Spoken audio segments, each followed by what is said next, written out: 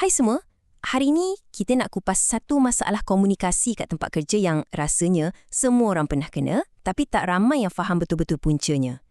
Ia adalah jurang antara orang yang nampak gambaran besar dengan orang yang fokus pada setiap butiran kecil. Okey, jom kita mulakan dengan satu situasi yang saya pasti ramai antara kita rasa macam, ini aku pernah kena. Cuba bayangkan anda keluar dari bilik mesyuarat, rasa confident gila. Bos minta kempen yang lebih berkesan. Anda pun pulunlah buat sesuatu yang fresh, kreatif.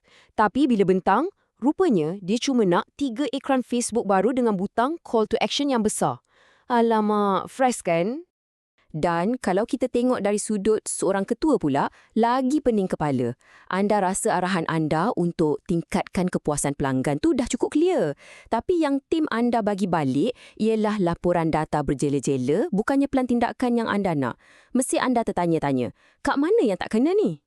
Okey, benda yang paling penting kita kena faham kat sini ialah ini jarang sekali jadi sebab orang tu tak cekap atau pemalas. Tak, puncanya selalunya lebih dalam. Ia berpunca daripada satu jurang komunikasi yang sangat spesifik. Jadi, apa puncanya? Jom kita gali sikit tentang 2 tahap pemahaman yang berbeza ni, yang sebenarnya jadi punca utama semua masalah tadi. Ada satu buku menarik, NLP at Work, yang bagi satu pandangan yang best gila pasal benda ni. Buku ni cakap, salah faham selalu jadi bila 2 orang bercakap, tapi sebenarnya mereka berada pada frekuensi atau level pemahaman yang berbeza. Apa yang menariknya, teori ni bagi kita satu framework yang simple untuk faham masalah ni. Senang cerita, ia bahagikan cara kita berfikir dan berkomunikasi itu kepada 2 kategori utama yang sangat jelas. Okey, jom kita kenali 2 watak utama dalam cerita kita ni. Si gambaran besar lawan si perincian. Okey, kat satu belah kita ada pemikir Big Chang atau gambaran besar. Orang macam ni dia fikir macam pakai teleskop. Dia nampak jauh ke depan, nampak destinasi, nampak visi. Manakala kat belah lagi satu kita ada pemikir Small Chang atau perincian. Dia ni pula macam pakai kanta pembesar. Fokus dia pada langkah-langkah spesifik. Apa nak buat sekarang? Apa nak buat lepas ni? Ini contoh paling perfect. Seorang bos mungkin akan cakap, kita nak capai target besar tahun ni. Ini adalah Big Chang. Tapi tim dia akan fikir, okey, faham bos, tapi nak mula macam mana? Apa benda pertama kena buat hari ni? Siapa nak call dulu? Ini pula Small Chang. Nampak tak beza dia? Penting untuk kita ingat, tak ada satu pun cara fikir ni yang salah tau. Visi tanpa tindakan itu angan-angan je. Tindakan tanpa visi itu pula buang masa. Dua-dua ni super penting. Cuma perbezaan ni lah yang selalu buat kita lost in translation. Jadi apa jadi bila 2 gaya komunikasi ni tak ngam atau tak selari? Sinilah masalah sebenar mula timbul. Bila seorang pemikir Big Chang asyik cakap pasal visi, pasal impian, tim Small Chang dia akan rasa macam terawang-awang. Visi tu rasa macam jauh sangat, tak tahu nak kaitkan dengan kerja harian.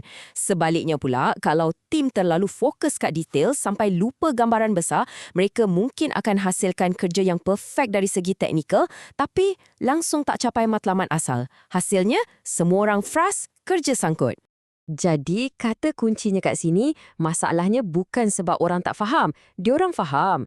Cuma, diorang faham dan proses maklumat tu pada level yang berbeza. Satu kat level strategik, satu lagi kat level pelaksanaan.